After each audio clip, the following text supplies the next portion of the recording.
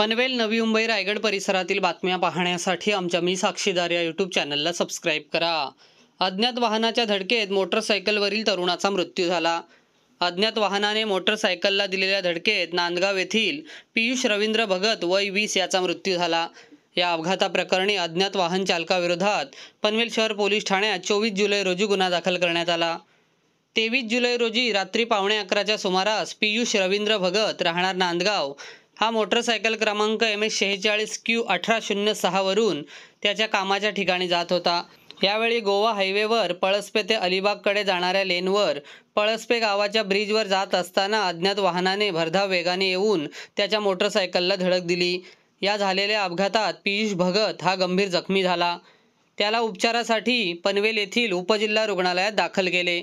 यावेळी डॉक्टरांनी त्याला तपासून मृत घोषित केले। या प्रकरणी पनवेल शहर पोलीस ठाण्यात अज्ञात वाहन चालकाविरोधात गुन्हा दाखल करण्यात आला असून पोलीस अधिक तपास करत आहेत।